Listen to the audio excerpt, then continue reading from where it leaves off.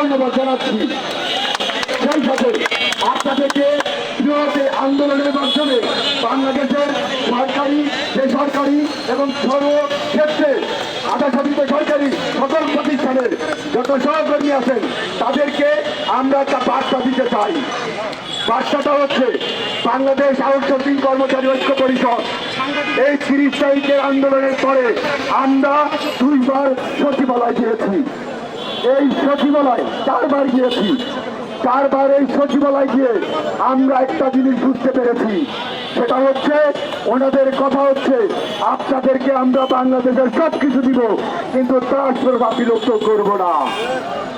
আমরা সেই দাবিতে অটল থাকি যে আমরা বাংলাদেশ আউটসোর্সিং কর্মচারী ঐক্য পরিষদ মনে করি যতক্ষণ পর্যন্ত ঠিকাদার প্রথা বাতিল না হবে এবং বাংলাদেশের যতগুলো প্রতিষ্ঠানে তাদেরকে চাকরিচ্যুত করেছে তাদেরকে পুনর্বহাল না করবে ততক্ষণ পর্যন্ত আন্দোলন সংগ্রাম চালিয়ে যাব।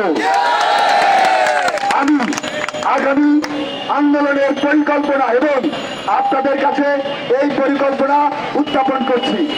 আমাদের আগামীকালকের প্রোগ্রাম হচ্ছে আমরা ঢাকা শহরের যতগুলো প্রতিষ্ঠান আছে সবগুলো প্রতিষ্ঠানে আমরা লিফলেট বিতরণ করব এবং আসামের জনতা সবার কাছে আমরা আমাদের দাবি বাস্তবায়নের রোডম্যাপটা উপস্থাপন করব এবং শুক্রবার দিন জুম্মার পরে আমরা এই দাস প্রথা কবরের জন্য গায়েবানা জানাজা অনুষ্ঠান আয়োজন করব এবং সর্বোপরি আমরা ওইখান থেকে পরবর্তীতে আমাদের বৃহৎ আন্দোলনের জন্য আমরা রোডম্যাপ করব, সেটা আমাদের সভাপতি আমাদেরকে জানিয়ে দিবে, আমরা ওইভাবে রোডম্যাপ তৈরি করব। তবে আমি সরকারকে একটা বার্তা দিতে চাই, আইন প্রয়োগকারী সংস্থাকে একটা বার্তা দিতে চাই। আমি প্রথমে বাংলাদেশের এই পুলিশ প্রশাসনকে ধন্যবাদ জ্ঞাপন করছি এবং তারা আমাদের এই সুশৃঙ্খল আন্দোলন এবং অবস্থান কর্মসূচি এবং এই সুশৃঙ্খল মিছিলে আমাদেরকে সহযোগিতা করেছে।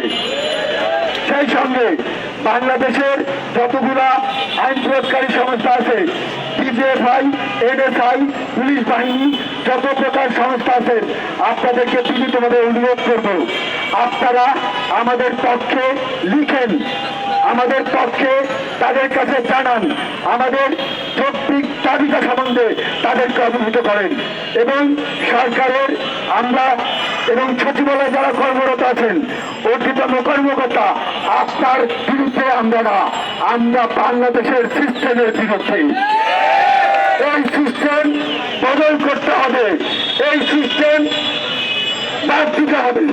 তাই আমি আমার বক্তব্য দীর্ঘায়িত করবো না, আপনাদেরকে আগামীকালকের অনুষ্ঠান এবং শুক্রবারের এই অনুষ্ঠানের জন্য স্বাগত জানিয়ে আমি আমার বক্তব্য শেষ করছি। দুনিয়ার মন্ত্র এক হোক।